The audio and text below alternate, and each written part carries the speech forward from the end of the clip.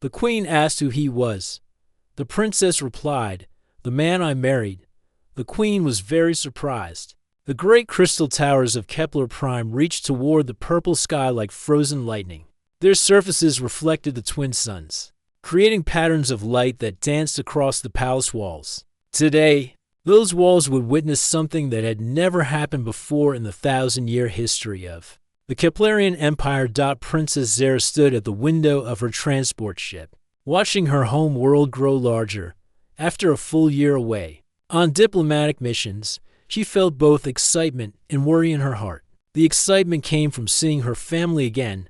The worry came from the secret she carried. "Your Highness, we will land in 10 minutes, said Captain Voren, her loyal guard. His tall, crystal-like features showed concern. "Are you sure about this decision?" Zara turned from the window. Like all Keplerians, she was tall and elegant, with skin that seemed to be made of living glass. Her silver hair moved like water in the ship's gentle air. But her eyes held something different today, a strength that had not been there when she left. "I am sure, Captain," she said. "Some things are more important than tradition." Behind her, in the ship's main cabin, sat a human man named David Chen. He was much shorter than the Keplerians around him, with brown hair and kind eyes. His skin was soft and warm, not crystal-like at all. To the Keplerians, he looked very strange, but David did not seem worried. He sat quietly, reading a book about Keplerian culture, trying to learn their ways. David had been an engineer on a cargo ship that broke down near Keplerian space 6 months ago. That meeting had changed both their lives forever. The transport ship landed with a soft sound on the royal platform. Hundreds of Keplerian nobles waited to welcome Princess Zara home. Their crystal bodies reflected the sunlight, making the platform look like a field of living diamonds. Queen Altera stood at the front of the group. She was the most beautiful of all Keplerians, with a crown made of pure star crystal on her head. Her eyes were like deep blue oceans, and her voice could make mountains tremble. She had ruled the Keplerian Empire for 300 years, and no one had ever questioned her wisdom. Until today. The ship's door opened with a gentle hiss. Princess Zara stepped out first. Wearing the traditional blue robes of Keplerian royalty, the crowd cheered, their voices creating music in the air. But their cheering stopped when they saw who came out. Behind her, David Chen walked down the ship's steps, wearing simple clothes that looked very different from Keplerian fashion. He was not afraid, even though hundreds of alien eyes stared at him. Some of the nobles stepped back, confused by this strange visitor.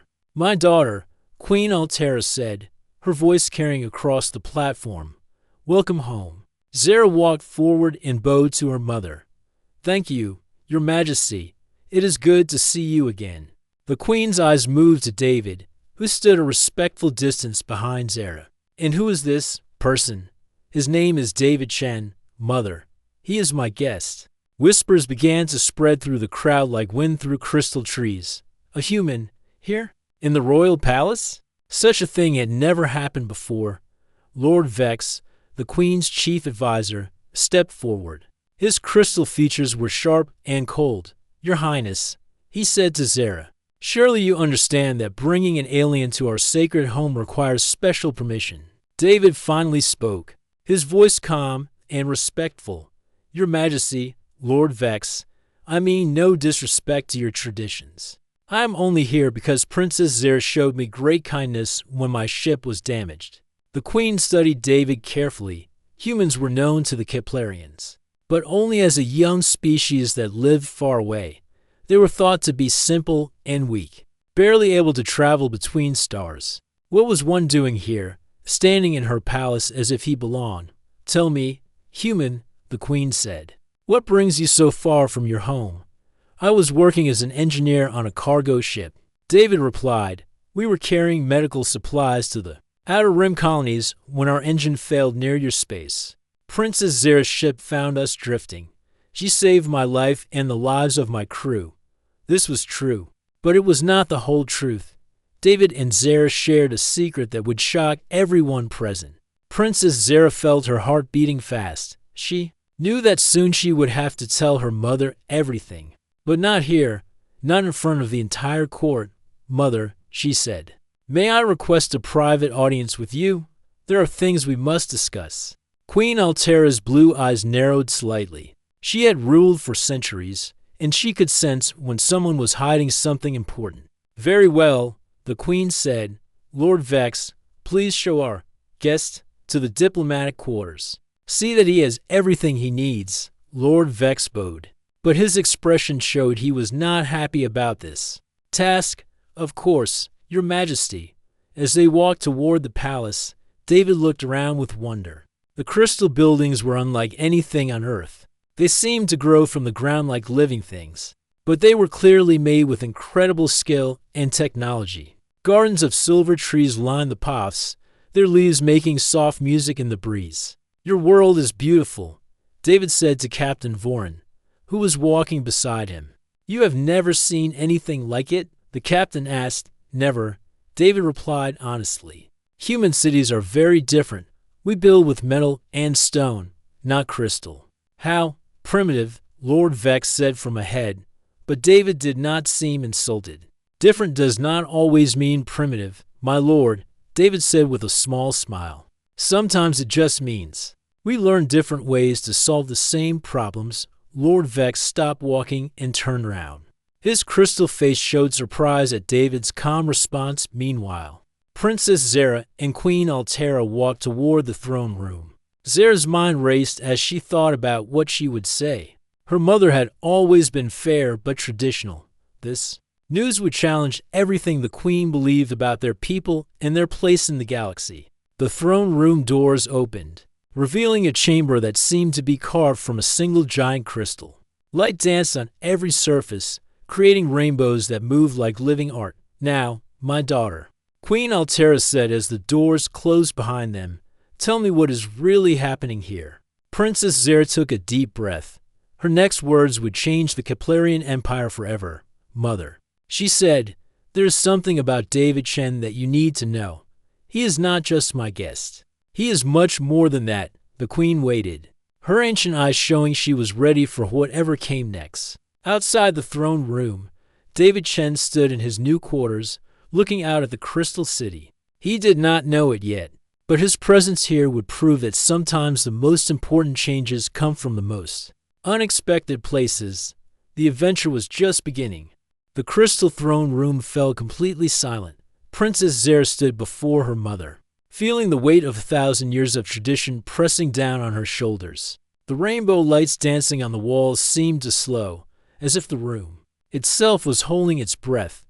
Queen Altera sat perfectly still on her throne of star crystal.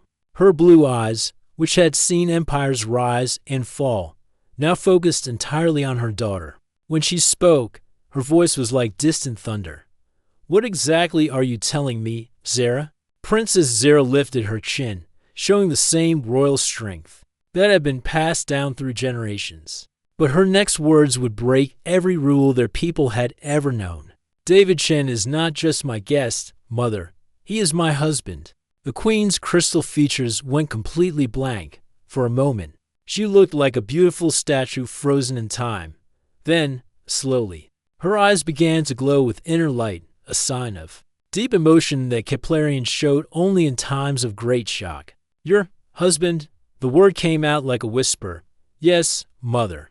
We were married 3 months ago on the trading station at Zirion 7, according to both human and galactic law. Queen Altera stood up from her throne so quickly that the crystal sang like a bell. The sound echoed through the chamber, growing louder and louder until it felt like the whole palace was ringing. This is impossible, the queen said, her voice shaking. You are a princess of the Keplerian Empire. You cannot marry an alien. You cannot marry a human, Zara finished calmly. His name is David, mother, and he is the bravest, kindest, most intelligent man I have ever met. The queen began to pace back and forth, her crystal robes flowing like liquid light. Do you understand what you have done? Our bloodline has been pure for 1,000 years. We are the most advanced species in this galaxy. We do not mix with primitive races. David is not primitive, Zara said firmly. If you would let me explain how we met, you would understand. Queen Altera stopped pacing and stared at her daughter. Very well, Tell me this impossible story." Princess Zara closed her eyes for a moment, remembering. When she opened them again, they were filled with warmth and love. "It happened 6 months ago. I was returning from the peace talks on Zirian 7 when we received a distress call. A human cargo ship was in trouble. Their engine had exploded, and they were drifting toward the asteroid field. The Queen listened, her face showing nothing. The human ship was called the Star Runner." Zara continued. "It was carrying medical supplies to the outer colonies. When we brought them aboard our ship, their leader was David Chen. He was hurt, but the first thing he asked about was his crew. Not himself, not his cargo, his people." Zara walked to the great window that looked out over the Crystal City. The doctor said David had internal injuries and needed surgery. But there was a problem. A solar storm was coming, and all the medical equipment on Zirian 7 would be damaged if they didn't shut down the power grid. "What does this have to do with anything?" the Queen asked. David heard about the problem while he was on the medical table, waiting for surgery. He got up, even though he was in pain, and offered to help. He said he knew how to protect the power grid from solar storms. The Queen's eyes narrowed. "Impossible. Our best engineers have studied solar storms for centuries." "That's what everyone said," Zara replied. But David had worked on deep space cargo ships for 15 years. He had seen solar storms that would terrify our engineers. He knew tricks that we had never learned. Zara turned from the window to face her mother. David worked for 18 hours straight while bleeding inside his own body. He rewired the entire power grid of Zirian 7 using parts from his own broken ship. When the solar storm hit, the power grid held perfectly, and then, the Queen asked, though her voice was softer now, then the real emergency began. The solar storm was bigger than anyone expected. It damaged the atmospheric processors. The air on Zirian 7 started to become poisonous. 15,000 people needed to be evacuated in 6 hours, or they would all die. Princess Zara's voice grew stronger as she remembered David's courage. "Our evacuation plan was to slow. The Keplerian officers wanted to save the most important people first, the politicians, the wealthy families, the station commanders. But David had a different idea." "What idea?" "He said we should save the children first, then the elderly, then the sick. He said that any society that doesn't protect its weakest members first is not worth saving." Queen Altera's crystal features softened slightly. David reorganized the entire evacuation. He turned cargo ships into passenger ships. He created new docking procedures that were 3 times faster than ours. He even went back to help people who were too scared to leave their homes. Zara's eyes began to glow with pride. When it was over, all 15,000 people were safe. Not one person died. The station commanders said it was impossible, but David made it happen. "And you fell in love with this human because he was useful?" the Queen asked coldly. "No, Mother, I fell in love with him because of what he said when everyone was safe." "What did he say?" Someone asked him why he risked his life for strangers. David just smiled and said, "Because that's what people do for each other. We take care of one another, or we're not really people at all." The Queen was quiet for a long moment. Outside the throne room, the palace continued its daily business. But inside this crystal chamber, the future of an empire was being decided. "This human," Queen Altera finally said, "does he know what it means to marry into the royal family?" "He knows it will be difficult," Zara replied. "But he also knows that sometimes the most important things are the most difficult." Suddenly, the throne room doors burst open. Lord Vex ran in, his crystal face showing panic. "Your Majesty." He gasped, "Forgive the interruption, but there is an emergency. The Royal Council has called an immediate meeting. Word about the marriage has already spread through the palace." Queen Altera's eyes flashed with anger. "How?" "The transport crew, Your Majesty. They overheard the princess's conversation with Captain Vorin. The news is spreading through the capital city." The Queen closed her eyes and sighed deeply. When she opened them again, they were filled with the weight of responsibility. "Very well," she said. "Tell the council we will meet in 1 hour."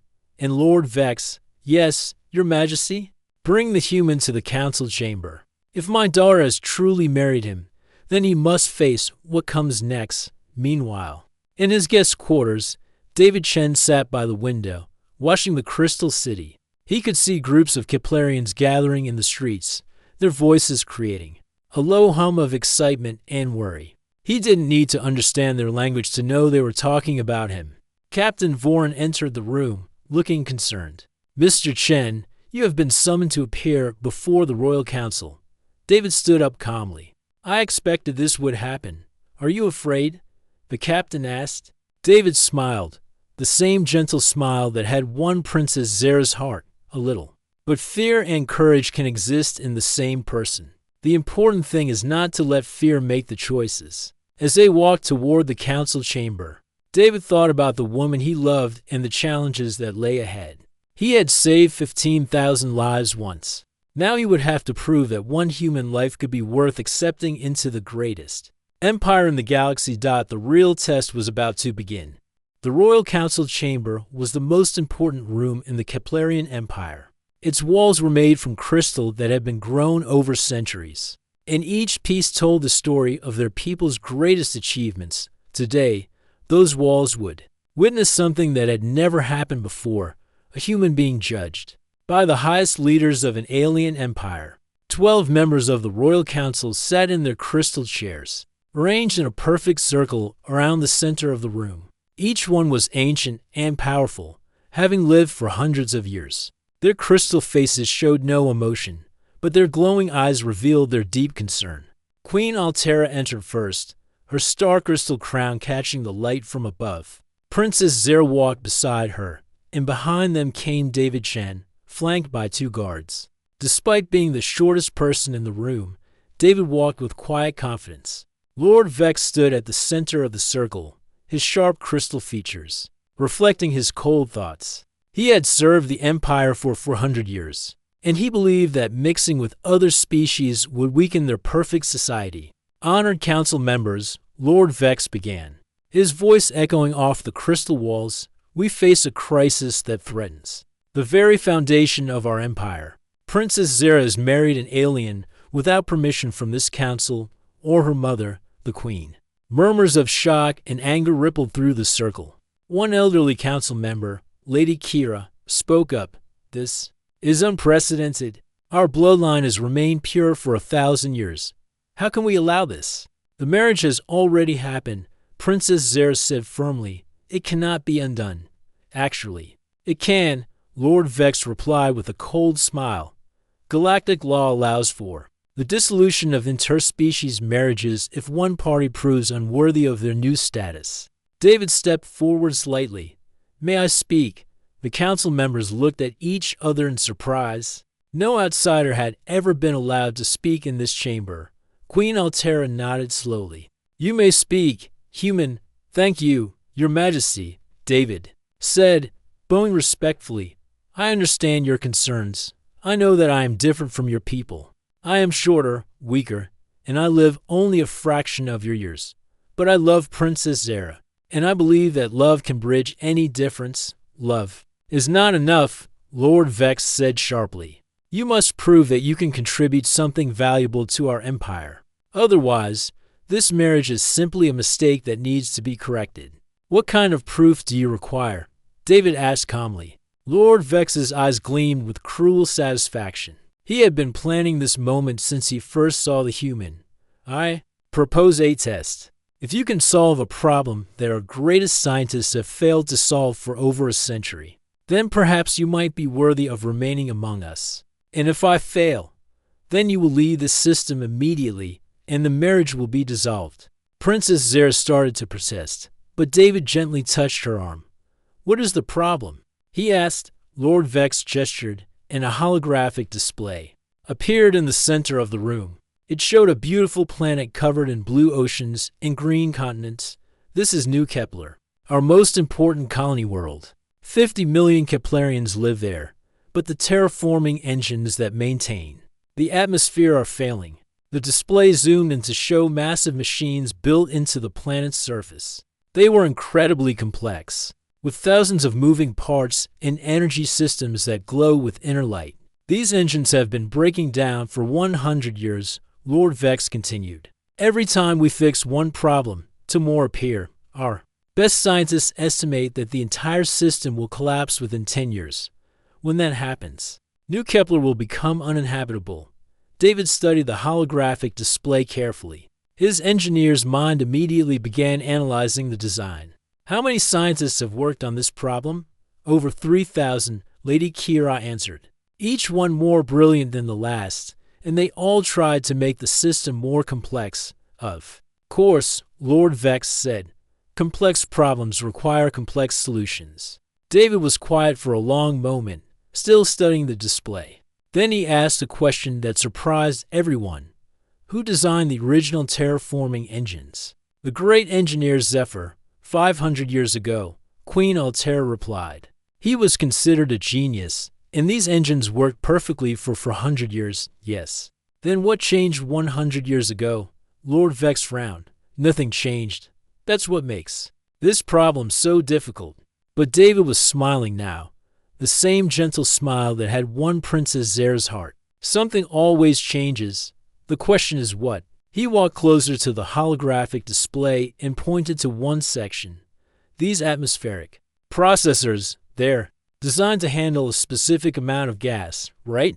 Correct, Lady Kira said. And the population of New Kepler 100 years ago was how many? About 10 million, Princess Zera answered, beginning to understand where David was going. And now? 50 million, the Queen said slowly. David nodded. So the engines are trying to process 5 times more waste gas than they were designed to handle.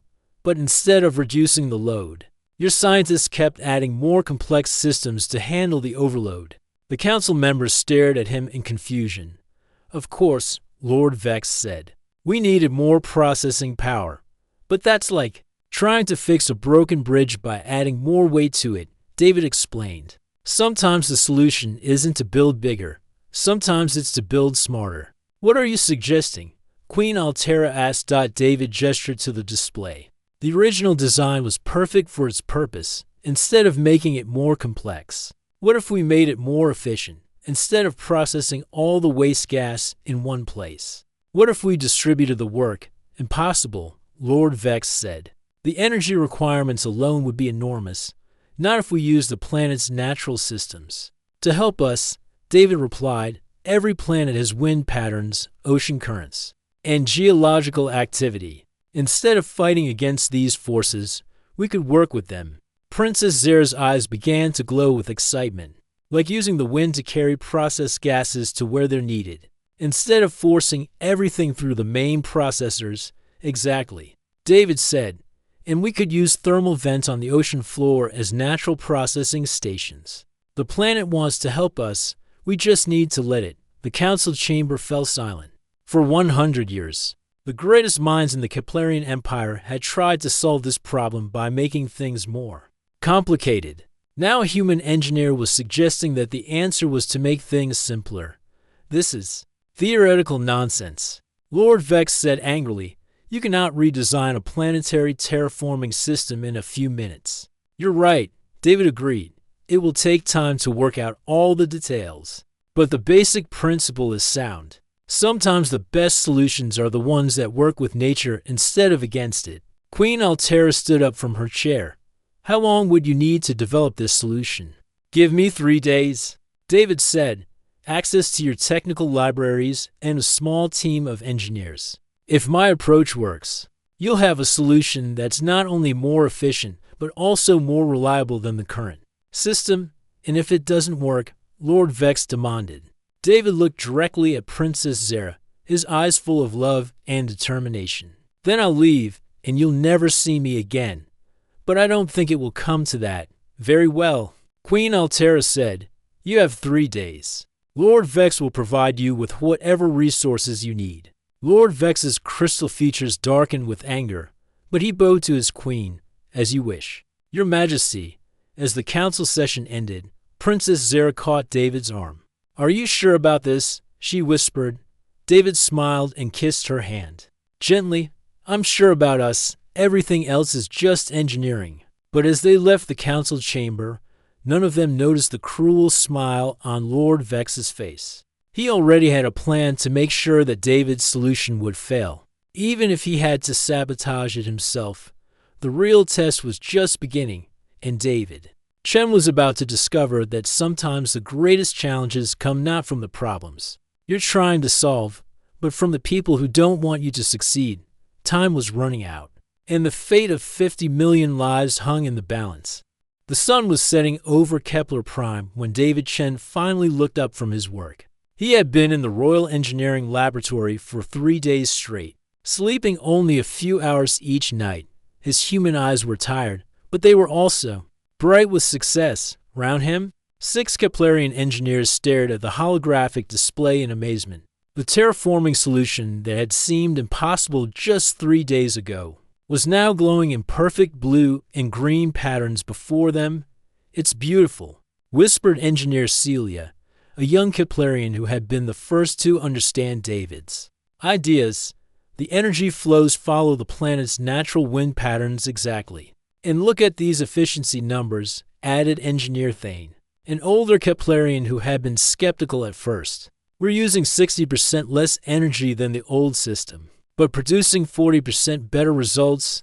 David smiled tiredly. The planet was always trying to help us. We just needed to listen to what it was telling us. The solution was elegantly simple. Instead of forcing all atmospheric processing through giant central machines, David had designed a network of smaller processors that worked with New Kepler's natural systems. Ocean currents carried nutrients to where they were needed. Wind patterns distributed clean air across the continents. Even the planet's rotation helped move processed gases around the globe. "Mr. Chen," Engineer Celia said, "may I ask you something?" "Of course. How did you think of this? Our greatest minds worked on this problem for a century." David sat down on a crystal bench, looking thoughtful. "On Earth, we have a saying, when you're holding a hammer, everything looks like a nail. Your people are incredibly advanced, so you naturally think in terms of advanced solutions. But sometimes the best answer is the simplest one. You mean we were too smart for our own good?" Engineer Thane asked with a laugh. "Not too smart," David replied. "Just thinking in the wrong direction. It happens to humans too. Sometimes an outside perspective is exactly what you need." Suddenly, the laboratory's communication system began flashing urgent red lights. A voice echoed through the chamber. "Emergency alert. Terraforming station on New Kepler Colony 7 has experienced critical failure. All available personnel report immediately." David jumped to his feet. "Colony 7? That's not the main terraforming center." "No," Engineer Celia said, her crystal features pale with worry. "It's one of the backup stations. But if it fails completely, 20,000 people could be in danger." The holographic display changed to show Colony 7, a beautiful valley settlement, surrounded by mountains. Families were running from their homes as poisonous gases began to leak from the failing terraforming station. "How long until the backup systems fail completely?"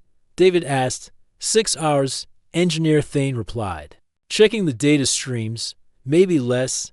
David was already moving toward the communication panel. "We need to contact Queen Altera immediately." But before he could reach the panel, Lord Vex's image appeared on the display. His crystal features showed concern. But David noticed something else in his eyes, something that looked almost like satisfaction. "Tragic news," Lord Vex announced. "Despite Mr. Chen's theoretical solution for the main terraforming center, we now face an even greater crisis. Perhaps this proves that human ideas are not as reliable as we hoped."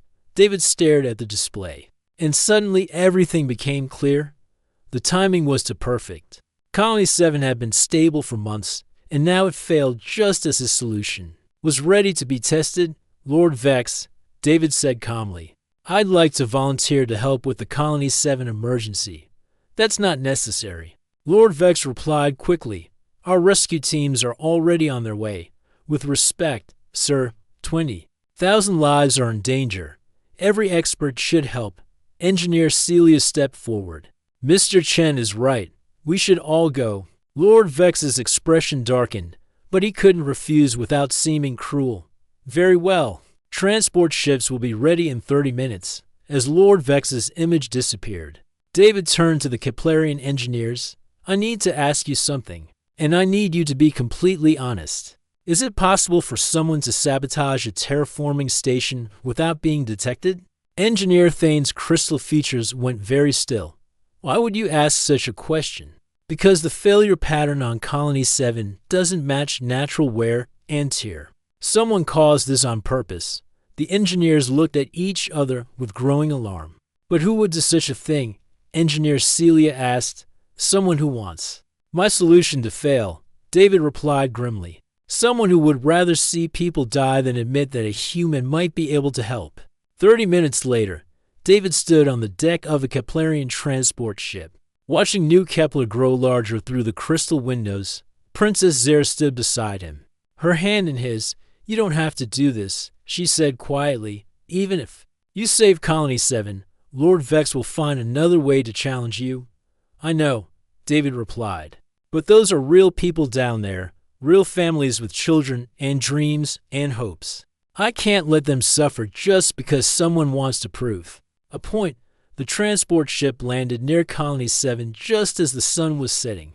The scene was chaos, families running with whatever they could carry, children crying, elderly people being helped along by neighbors. Poisonous gases were beginning to seep out of the ground, where the terraforming station had failed. But instead of panicking, David became completely calm. This was what humans did best, thinking clearly under pressure, organizing chaos into order. Finding hope in the darkest moments, Engineer Celia. He called out, I need you to coordinate with the evacuation teams. Make sure the children and elderly get on the transport ships first. What about the terraforming station? She asked.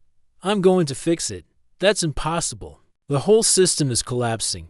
David smiled, the same confident smile that had won Princess Zera's heart.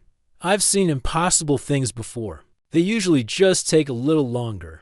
He grabbed a toolkit and began running toward the failing terraforming station. Behind him, Princess Zera watched with pride and terror as the man she loved ran straight into danger. To save people he had never met. Where's he going? Demanded Lord Vex, who had just arrived on another transport. To do what humans do best, Princess Zera replied. The impossible. David reached the terraforming station as alarms blared and red warning lights flashed. The main control panel showed that multiple systems were failing at once, exactly the pattern he would expect from sabotage. But David Chen had spent 15 years fixing broken machines in deep space. He had learned that every problem had a solution if you were willing to think creatively and work fearlessly. As he began to work, families continued to evacuate behind him. Children looked back at the strange human who was trying to save their home. Adults whispered his name with growing respect. Time was running out, but David was just getting started. He had promised to prove that humans belonged in the Keplerian Empire. Now he would prove that humans never gave up, no matter how impossible the odds seemed. The real test wasn't just fixing the machine, it was showing an entire civilization what it meant to have hope when everything seemed lost. Inside the failing terraforming station, red warning lights flashed like angry eyes. The air was thick with the smell of burning circuits and leaking gases. Most beings would have run away from this place, but David Chen moved deeper into the mechanical heart of the station with calm determination. The main control room was a maze of crystal computers and energy conduits. Sparks flew from damaged panels, and the floor shook with each system failure. David pulled out his tools and began to trace the problem to its source. There, he said to himself, finding exactly what he expected. Someone had carefully damaged 3 key circuits in a way that would cause a cascading failure. It was clever sabotage, designed to look like natural breakdown. Outside, the evacuation continued. Transport ships filled with families rose into the darkening sky. Princess Zera stood with Engineer Celia, watching the terraforming station with worried eyes. How long has he been in there? Zera asked. 20 minutes, Celia replied.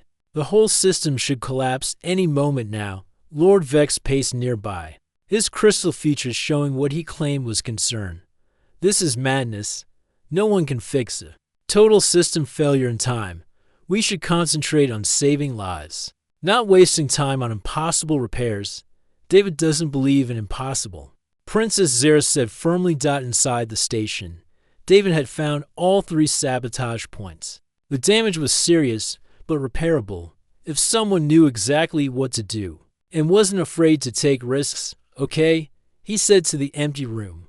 Let's see what humans are really made of.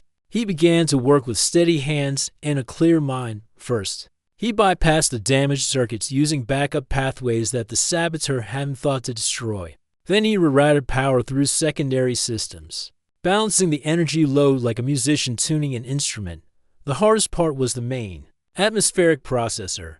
It had been damaged in a way that would normally require days to repair. But David remembered something from his cargo ship days. Sometimes you could fix a complex machine with simple solutions. He pulled out a piece of metal wire from his pocket, the same wire he had used to fix Scifi machines on long space voyages. Working quickly, he connected to circuits that the saboteur had separated, creating a bridge that would hold long enough for proper repairs. Suddenly, the red warning lights began to change, yellow, then green.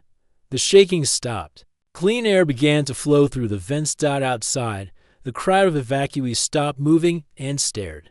The terraforming station's emergency sirens had gone quiet. Green lights appeared on the main tower, the signal that all systems were stable. Impossible. Lord Vex whispered. The station's main door opened, and David Chen walked out, covered in dirt and oil but smiling.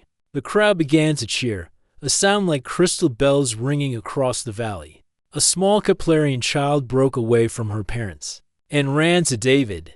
Thank you for saving our home, she said, offering him a flower from her family's garden. David knelt down and took the flower gently. Thank you. This is the most beautiful flower I've ever seen. Princess Zara ran to David and embraced him, not caring that he was dirty or that hundreds of people were watching. You did it, she whispered. We did it, David replied, all of us together. But Lord Vex was not finished. This proves nothing, he announced loudly. Any engineer might have gotten lucky with a temporary repair. David stood up slowly, still holding the child's flower. When he spoke, his voice was calm but strong enough for everyone to hear. You're right, Lord Vex. Anyone might have gotten lucky. He pulled a small device from his toolkit, a recorder that every engineer carried. But it takes real skill to sabotage a terraforming station in exactly 3 places to cause maximum damage, while looking like natural failure. The crowd went silent. Lord Vex's crystal features went pale. This recorder shows the exact pattern of the damage, David continued. It also shows that the sabotage happened less than 6 hours ago, right after my solution was proven to work. Queen Altera's transport ship landed nearby, and she stepped out with several royal guards. Her face was like carved ice as she approached. Lord Vex, is this true? She demanded. Lord Vex tried to maintain his dignity. Your Majesty, you cannot trust the word of an alien over your most loyal advisor. I trust evidence. The Queen replied coldly. She gestured to the guards. Rest. Him? As Lord Vex was led away, he shouted back at the crowd. You are all fools. This human will weaken our empire. Our pure bloodline will be contaminated. David stepped forward. Your Majesty, if I may speak? Queen Altera nodded. Lord Vex is afraid, David said, his voice carrying to every person in the crowd. He's afraid that if Keplerians and humans work together, you might not need leaders who rule through fear and prejudice. He's afraid that cooperation is stronger than isolation. The Queen looked around at the faces surrounding her. Keplerian families standing next to human engineers who had helped with the evacuation. Children of both species playing together, elderly Keplerians shaking hands with young humans. What are you suggesting? She asked. David smiled and took Princess Zara's hand. I'm suggesting that this doesn't have to end with just one marriage. What if we created an alliance? Keplerians could teach humans about advanced technology. Humans could share what we've learned about adaptability and problem solving. Together, we could solve problems that neither of us could handle alone. Engineer Celia stepped forward. Your Majesty, I've worked with Mr. Chen for 3 days. He thinks about problems differently than we do. Not better or worse, just differently. That difference saved 20,000 lives today. Engineer Thane nodded. In agreement. The terraforming solution he designed is better than anything we created in a century of trying. Queen Altera was quiet for a long moment, looking at her daughter and the human who had won her heart. Then she looked at the families around them, people who had been saved by courage, ingenuity, and the willingness to help strangers. David Chen, she said formally, I hereby recognize you as a member of the royal family and a citizen of the Keplerian Empire. The crowd cheered again, but the queen raised her hand for silence.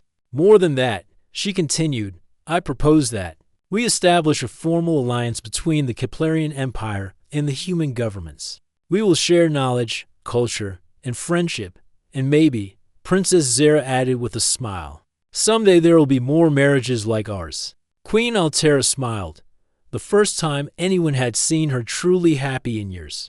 Perhaps there will be. 6 months later, David and Zera stood together on the observation deck of the first joint human Keplerian colony ship. Through the crystal windows, they could see engineers from both species working side by side, building something that neither could have created alone.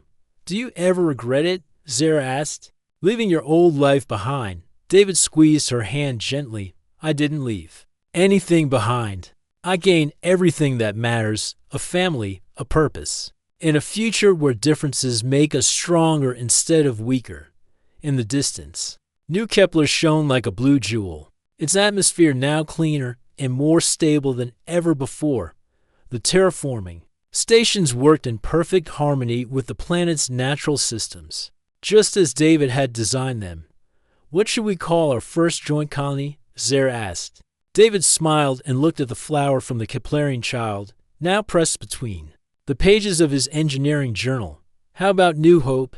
Perfect, Zera replied, and as their ship sailed toward the stars, carrying the dreams and hopes of 2 species, both David and Zera knew that this was just the beginning. The universe was vast and full of challenges, but they would face them together. After all, that's what people did for each other, humans and Keplerians alike. They took care of one another, or they weren't really people at all. The adventure was far from over. It was just beginning, with love, hope, and the endless possibilities that came from 2 different worlds choosing to become one.